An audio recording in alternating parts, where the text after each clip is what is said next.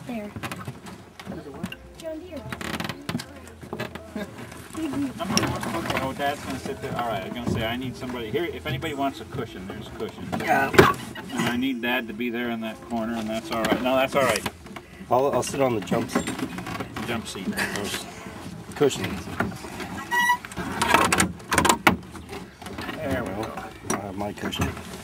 There you go, hold on that little pocket. Oh, I got the pocket. In a mine, smelter, or mill. And we always advise our riders early on that in a few minutes we'll give you a rough idea of what it's like to ride on one of these industrial railroads. And we mean that literally. Rough. This is the rail that we use. This is 12-pound rail, and this is 20-pound rail. And do you know how we measure rail? Do you know how it's measured? Okay, it's measured by how much it weighs per yard. So if this were 3 feet long, it would weigh 12 pounds. And 3 feet of this would weigh 20 pounds. Amtrak today, downtown, is running on rail that weighs 125 pounds to the yard. You see that long piece of rail over on the flat car there? On the far side? Okay, that's 90-pound rail.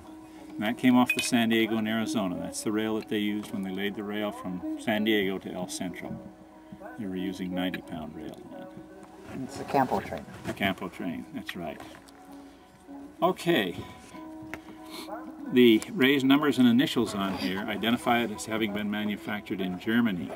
And you can start it around and feel of it and look at it.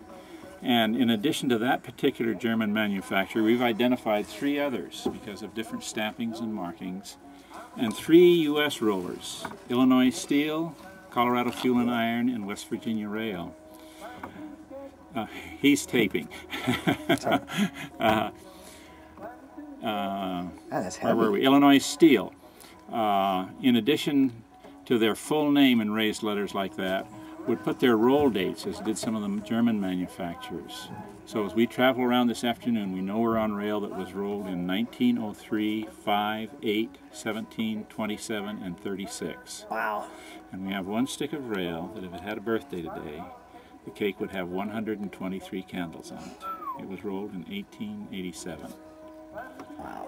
We've sort of kept our rail together depending upon where we obtained it.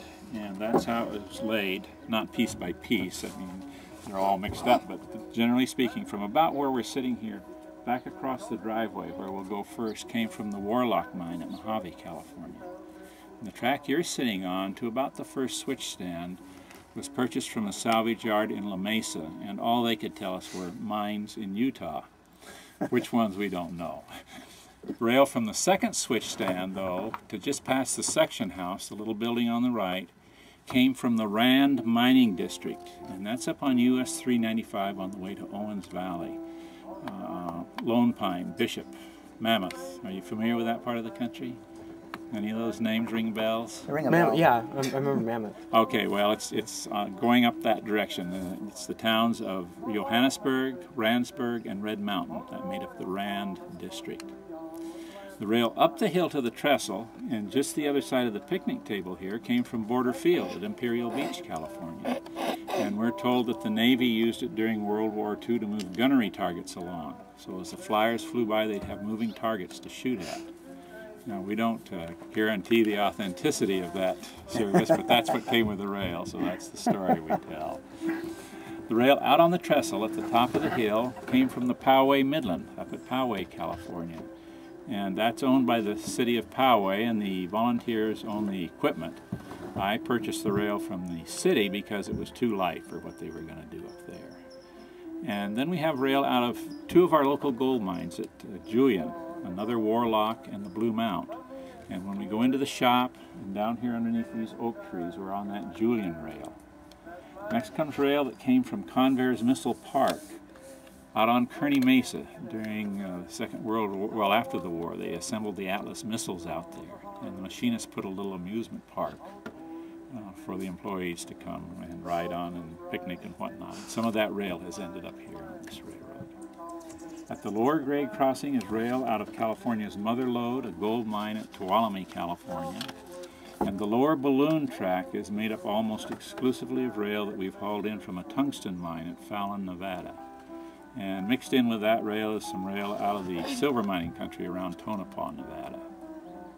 The little 18-inch gauge mining railroad scattered out there on the hillside, most of that rail came from the Little 3 mine at Ramona, California. And the Little 3 is a gemstone mine, quartz, tourmaline, and garnet. Our locomotive is a 1935 Brookville. It was originally built for the Carthage Crest Limestone Company at Carthage, Missouri. Weighs 2.5 tons, and it's powered by its original McCormick Deering engine. And McCormick Deering is the trade name of the International Harvester Company. It's the same as a Farmall tractor, an F12 tractor.